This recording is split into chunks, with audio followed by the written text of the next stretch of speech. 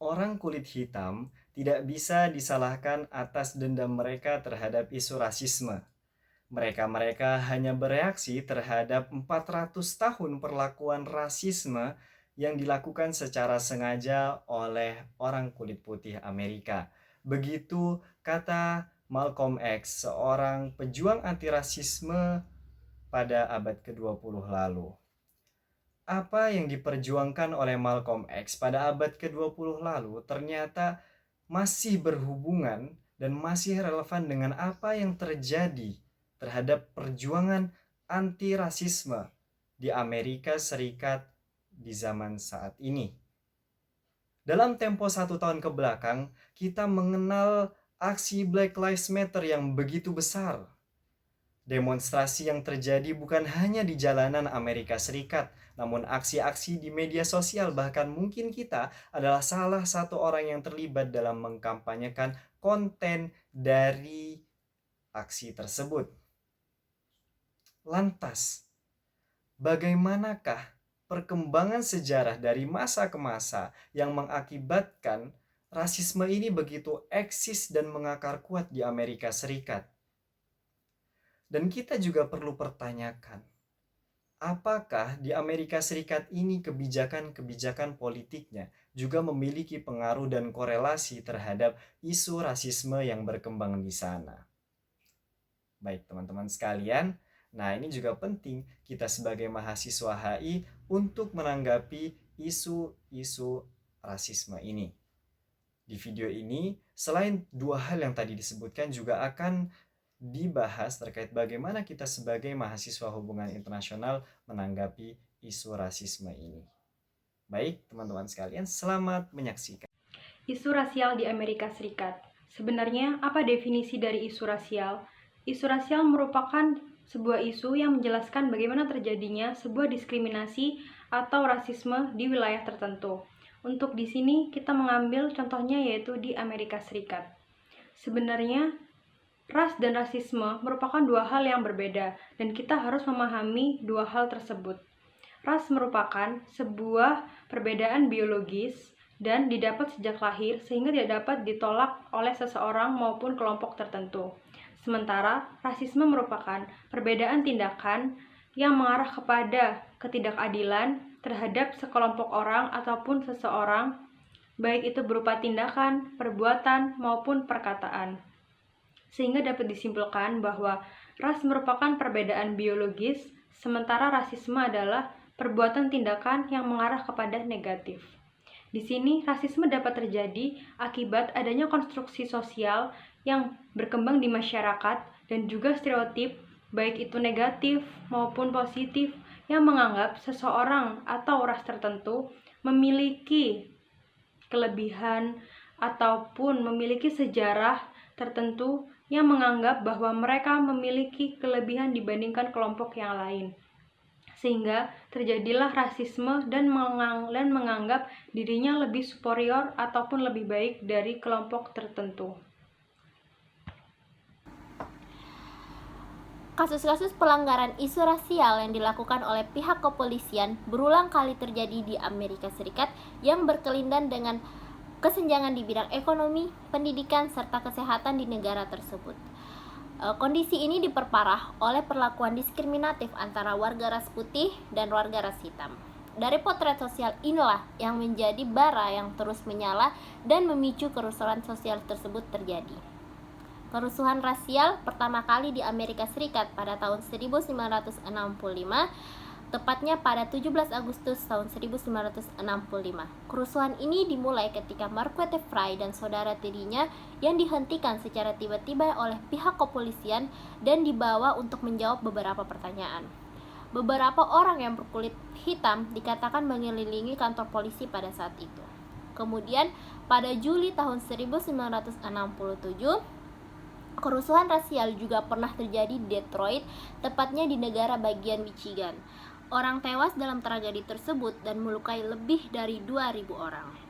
Lalu, pada 30 April hingga 1 Mei tahun 1992, kerusuhan juga pernah meletus di Los Angeles dan Insiden terjadinya ini dipicu oleh pembebasan 4 orang petugas kepolisian yang berkulit putih yang difilmkan memukuli seorang pengendara motor yang berkulit hitam yang bernama Rodney King. Kerusuhan itu pun menewaskan 59 orang dan lebih dari 2.300 yang terluka. Kemudian pada 9 April tahun 2001, kerusuhan terjadi di Cincinnati, Ohio, setelah pembunuhan seorang pria berkulit hitam berusia 19 tahun yang bernama Timothy Thomas oleh seorang polisi yang berkulit putih. Kejadian ini dikatakan sebagai kejadian yang terburuk di kota tersebut dalam lebih dari 30 tahun, di mana terdapat 70 orang yang terluka. Lalu, pada tanggal 9 hingga 19 Agustus 2014, aksi demonstrasi dan kerusuhan pernah terjadi selama 10 hari. Hal itu dipicu oleh pembunuhan seorang remaja yang berkulit hitam yang tidak bersenjata bernama Michael Brown yang diserang oleh seorang perwira berkulit putih. Setahun setelahnya, yaitu pada tanggal 19 April 2015, seorang pria berkulit hitam berusia 25 tahun yaitu Freddie Gray meninggal seminggu usai menderita cedera tulang yang parah yang serius di sebuah van polisi setelah ditangkap oleh petugas Baltimore. Seiring berjalannya waktu, isu mengenai rasial masih menjadi konflik yang terus berkepanjangan yang melibatkan pihak aparat keamanan serta masyarakat sipil di Amerika Serikat. Jika melihat rentetan kericuhan yang terjadi dari tahun ke tahun karena isu rasial ini menunjukkan bahwa rasisme merupakan isu penting dan sudah seharusnya menjadi fokus utama bagi pemerintah Amerika Serikat dalam menyelesaikan masalah tersebut.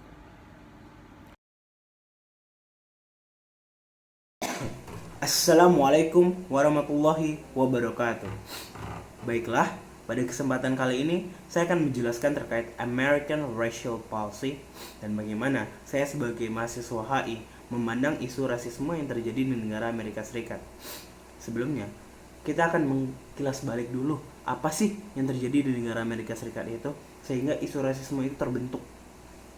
Pada tahun 2019, Presiden Donald Trump meratifikasi sebuah kebijakan yang cenderung sangat-sangat kontroversial.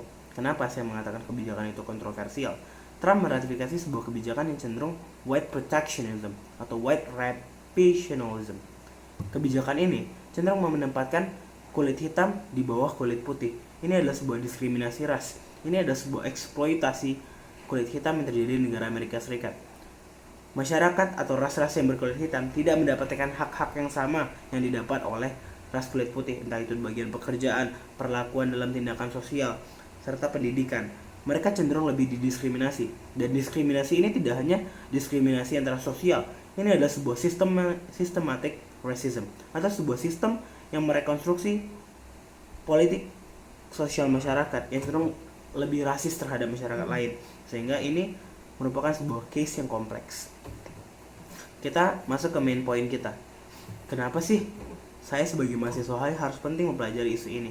Kita tahu bahwa isu ini tidak hanya terjadi di Amerika, bahkan ini terjadi di seluruh dunia. Dan isu ini berkembang bukan hanya karena ini masyarakatnya ini hitam ini putih, bukan hanya karena perbedaan, tapi ini karena ada konstruksi sosial, karena adanya sistem yang membentuk rasisme itu terjadi.